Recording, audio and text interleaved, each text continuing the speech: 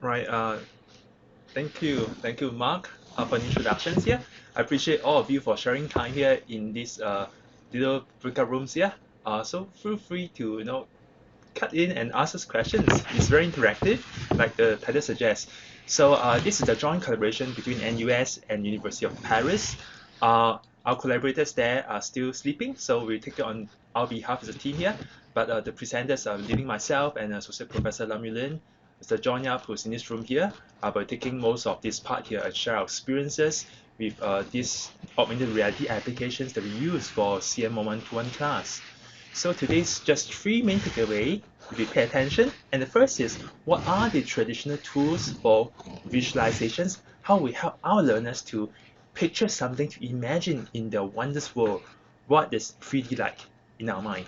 So we talk about the limitations that we have currently and what we did to try to move the needle closer to reality in teaching them good visualization skills.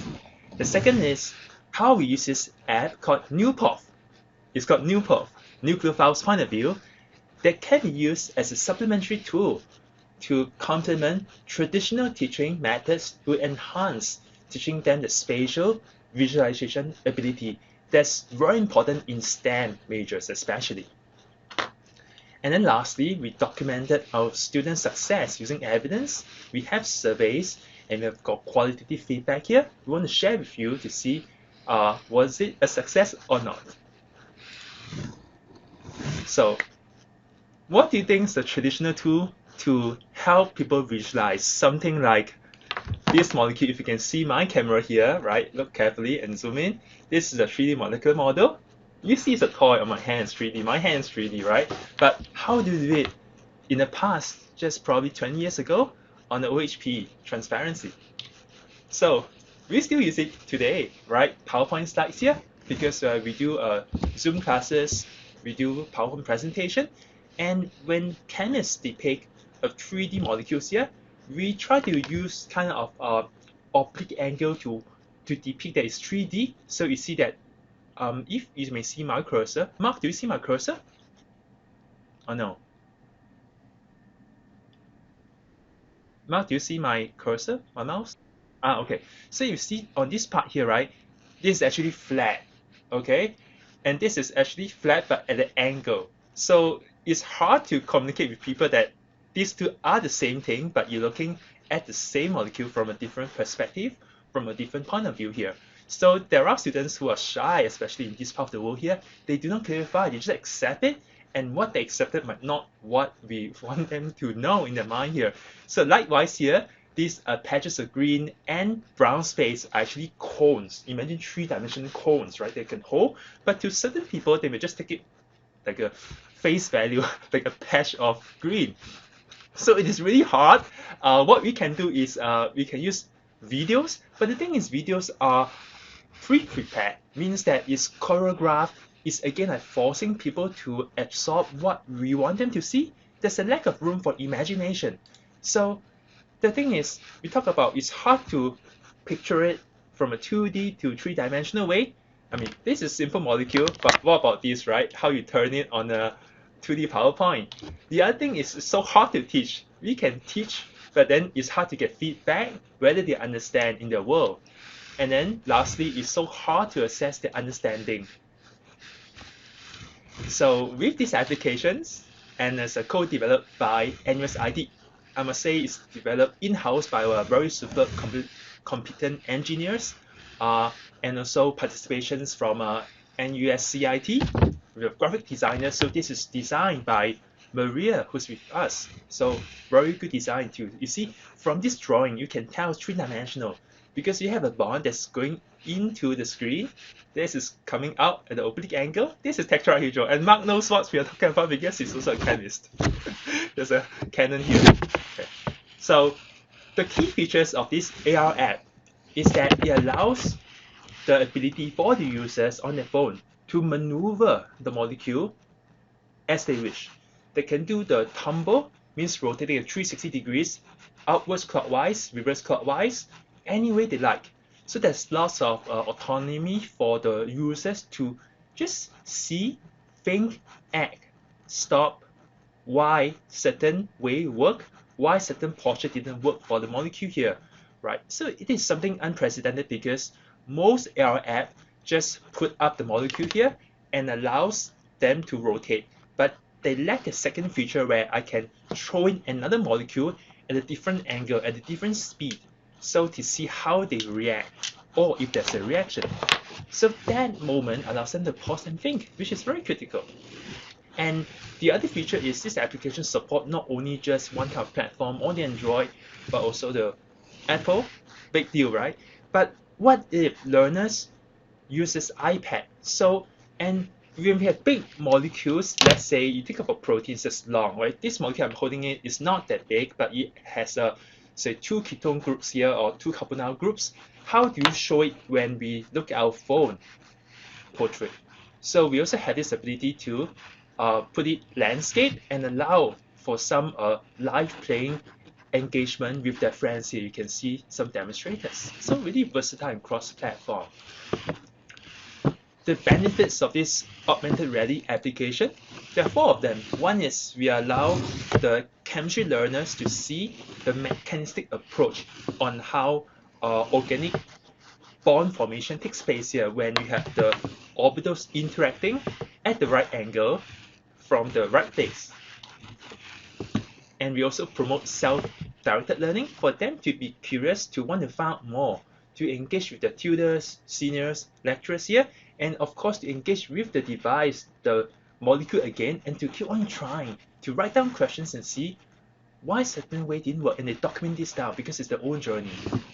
And that promotes critical thinking. When we talk to them about this application, we don't say, oh, play is good for you here. We tell them that you tried many times. This is not even a formative assessments, but it was pre-created with a team here, not just in Singapore, because we also talk to people in France. Chemistry is a common language here. You look at molecule, people know what you're talking about anywhere in the world. There's no Francais, English, or 中文, nothing, just molecule. People know it. So why is it that when someone draw a molecule here, but when we try to push the button to find the nucleophile, it didn't work? So we want students to not to fear failure of getting it wrong, but just go on trying and think right down the questions here. When they know how to write questions, then you can give good answers. And then lastly, we promote remote learning here, right? During COVID, we couldn't see face-to-face, but this app can be used at home, and we can still talk about it in our tutorial if you like. So it's really versatile. We did a survey, a change in score before they embark on using these NuPOV applications, and after, we have 3 parts in the measurement variables here, primarily self-efficacy, how they perceive their confidence, in ability to solve questions here, and the other part is their aptitude, whether they require any auxiliary help, more support in learning this part of visualization, and lastly, whether when the instructors put them a huge effort for them, does it help them get more interested in the subject matter? So we see that the blue means there's a positive change in the scores here, and the red is the negative change here. But negative change is a little bit, it's almost 0, but I'll just go through a bit more here. So I'd like to zoom in down to the learning aptitude, right? Because from here you see that after the use of these NuPOV applications, we can see a more significant change, a +1 score. So a +1 score here on average means that if before they know and use about these NuPOV applications, it was a 0, after using it was a 1. If previously it was a 2, it became a 3. Okay, so it's an average score. And we find that when they have a device that allow them to try and have more freedom, liberty to engage the molecules in all the possible permutations, they find that they don't require so much help. Because unlike in a 3D video, when it's choreographed, when we know what's going to happen, oh, it come in from this way, rotate it and hit, and form a new bond, then there's no questioning, it's the right thing. What's there to ask? They might ask why, but why does it take place? The other thing is we can show a negative demonstrations on the incorrect projections of 2 molecules here, and it doesn't work. Of course, good learners will ask, why does it happen? And we try our best to explain. But it's different from having them, they take these 2 molecules and interact them. It's like playing Lego, it's there's freedom. When you give learners the freedom, they become more curious and they engage you more and learn better. So the second part of this learning attitude is whether does it give them more confidence or more self-willingness to read more difficult courses in organic chemistry here, because we thought that by providing this with a good applications here, it could give them more courage to level up with higher level organic chemistry. So this is, I would say, marginal. You can take it at 0, but I thought a reason could be that they have not seen the applications or they do not know what is in for them at a high chemistry level. So it's very hard and people are naturally apprehensive. So there's no change, I would say. But for the last part is the enjoyment of this course here. I would say, again, this is marginal. So we didn't help in increasing or spiking the interest in OChem, but at least we are heartened by the other change in the perceptions here. And going back to the first part of self-efficacy, I think this is very important, because if a learner does have the confidence to learn on their own, to believe that they have this ability, or they have this fixed mindset that they are just born with poor visualization skills, and not having a growth mindset where having some additional help by articulating their answers, uncertainty, and clarifying it, they can really gain some good skills. Okay, so we find that this is a real positive change here, and I think that this is a success of the NuPOV applications. And I have to thank our partner here is Dr. Tang Tet Kang from NUS ORSET. He's a statistician, but really give a lot of help in this part of the research. So in summary, the feedback was that they gain confidence. I think if there's some success we celebrate giving confidence, injecting confidence in learners, giving them this faith that they can seek to learn on their own without the fear of failure, and consult the professors who are their peer mentor, and give them the ability to tackle harder spatial visual questions that's needed for higher level. So the future development, we have 2 routes. Number 1 is a more complex molecule. So now you see my screen here. This is a cyclic structure with more functional group, and can put something there. So it's really big and could be messy. How do you teach it well? We try to put it in this NuPOV so that learners again can explore. When you have different functional group, then now there's even more permutations. They can find the molecule at the 1 time speed at part A or part B. But then again, there's also different angle coming from north, south, east, west. I'm using north, south, east, west to just make you understand a bit better. But just saying that it could come from the superficial attack or interfacial attack. There's just so many possibilities. But when this is free and you give them the space and the trust to use it, the learners will. The second part is more focused chemical reactions here. So we go for more depth and breadth. The second part here, the SN2 mechanism, is it could be a simple molecule like this. Simple, right? But it's 3 dimension again. So what we do is, right, we show again how the approach of the 2 parts here could affect the formation or the dissociation of some bonds. So these are 2 parts here, and must say that this is applications that's we could have a larger impact, not just to universities level, but a bit lower, like pre-universities, or if possible at the secondary school level. So today's main 3 takeaway is that we have seen what are the traditional tools for visualization and what are the supplementary ways that we have made and supported learners. Using this NuPOV, able to help learners to visualize better and ascertain what is in their mind already, what we hope them to know. And lastly, we document students' learning success with some data, and like I said, we're just heartened that they appreciate the effort and they gain confidence.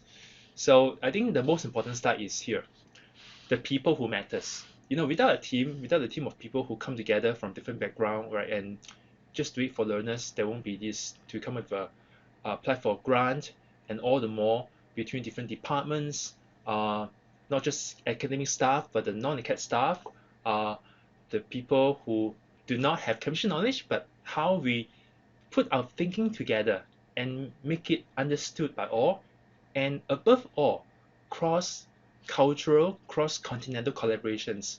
So I want to introduce to you the team here. This is Juwie. Juwie's from NUSIT. He works with John's team. John is here as well. And this is Maria Go from NUSCIT, very good designer and very helpful in getting the user interface and experiences. That's one of the most critical thing to note when you want to build an application here. This is AP Lamulin. This is Dr. Tam Teck Kang. This is Kevin. Kevin is a second author in this article. Feel free to read more.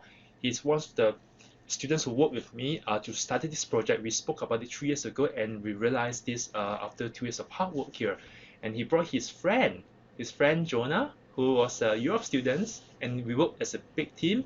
And we visited France to have a chat with Professor Xavier Kumu, and this is the co-author Benoit Calosen and Etienne Blanc, and also their CIT equivalent designer here. So you can see the amount of feedback we get, because it's not just for Singapore students. We want it to work for France students. If you can do that for Asia, for Europe, and the next step is US. So you see, when you have 3 parts, right, and we do the same survey, what it means is if data coincide, when you triangulate, it means something.